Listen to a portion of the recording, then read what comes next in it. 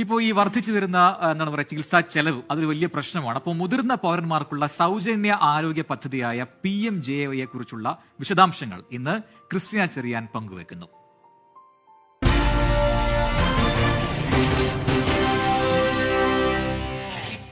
നമ്മുടെയൊക്കെ വീടുകളിൽ പ്രായമായ മുത്തശ്ശനും മുത്തശ്ശിയും ഒക്കെ കാണുമല്ലേ? അല്ലെങ്കിൽ അയൽപ്പക്കത്തെങ്കിലും. ഉപജീവനത്തിനായി സ്വന്തം വരുമാനമില്ലാത്തവരാകും അവരിലേറെയും. നല്ല പ്രായത്തിൽ അത്യധ്വാനം ചെയ്ത അവരിൽ പലർക്കും പ്രായമാകുമ്പോൾ ഒരസുഖം വന്നാൽ ചികിത്സിക്കാൻ പണമുണ്ടാകില്ല. അങ്ങനെയുള്ളവർക്ക് ആയുഷ്മാൻ ഭാരത് പ്രധാനമന്ത്രി ജൻ ആരോഗ്യ യോജന അഥവാ PMJAYയുടെ ഭാഗമായുള്ള വയവന്ദന കാർഡ് ഉപയോഗിക്കാം. എന്താണ് പദ്ധതി?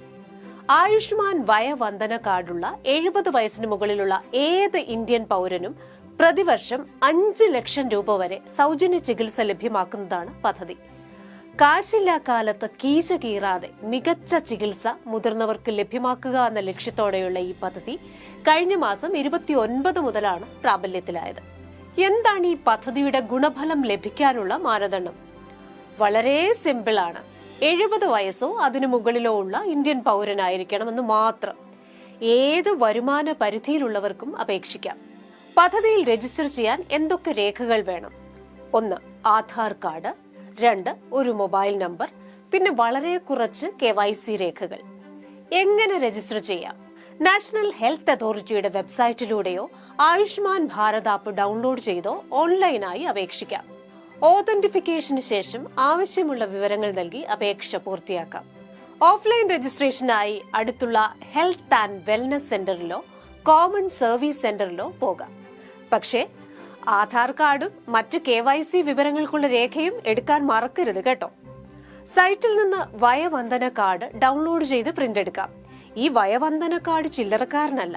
രാജ്യത്തെ 29,000 ആശുപത്രികളിൽ ക്യാഷ്ലെസ് ട്രീറ്റ്മെന്റ് ലഭിക്കുന്നതിനുള്ള പാസ്പോർട്ടാണിത്. എന്തിനൊക്കെയാണ് ക്യാഷ്ലെസ് സൗകര്യം ലഭിക്കുന്നത്?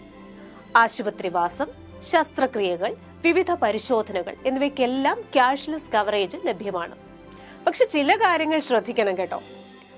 ചികിത്സ തേടുന്ന ആശുപത്രി പദ്ധതിയുടെ ഭാഗമാണോ എന്ന് നോക്കുക. പട്ടികയിൽ ഇല്ലാത്ത ആശുപത്രികളിൽ പോയാൽ ഈ ആനുകൂല്യം ലഭിക്കില്ല.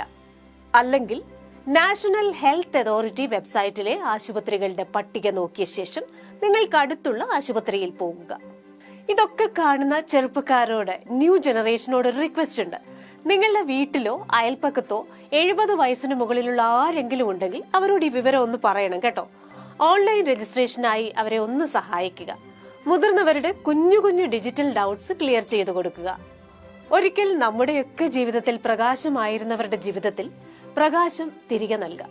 Good night.